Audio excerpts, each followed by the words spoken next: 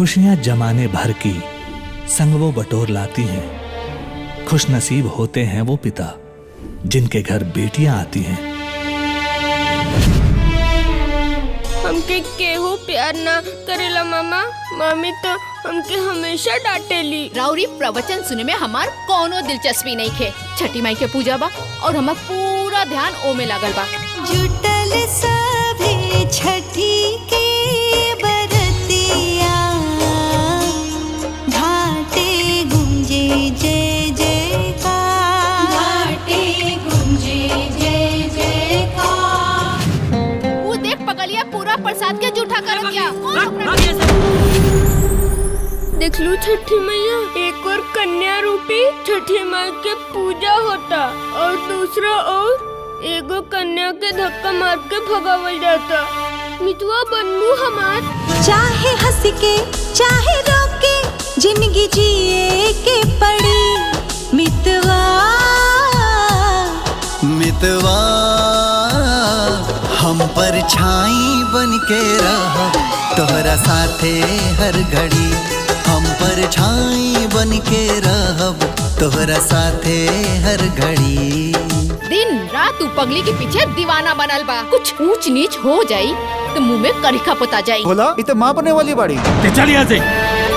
एकरा जहाँ चाहे बचाओ, जिए चाहे मरे।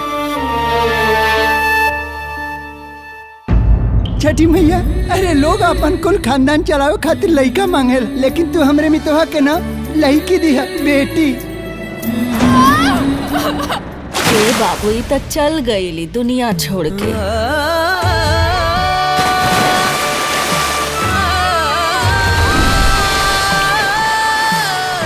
हम तोरा से वादा करे तनी मितवा, तोरा बेटी के अपन बेटी बना के पाला। चंदा भी तू ही, सितारा भी तू ही, जियला के हमरे सहारा भी तू ही। सगर सुख मुन्नी कहाँ हो गई? लेकिन रहुआ के हैं। ला दूध पीला मुन्नी ला। अरे वाह, अरे लेकिन रहुआ हमर जान। हमार बिटिया कॉलेज में टॉप कैले बिया। जाना तारू पापा, हमरा एक गांव के साधारण जिंदगी तो बिल्कुल नहीं जिए के। Cheers! एक दिन एक गांव के छोट घर से ना हम निकल के शहर में आपन महल बनाई। हे ज्योति, ये लोग कौन है? हम इनका पापा। मेरे पापा ने इन लोग को भेजा है गांव से कुछ मैसेज लेके। खेला जब के समैया खेला बुलस, सोचनी ना वो दिन भी हमके देखा बुलस।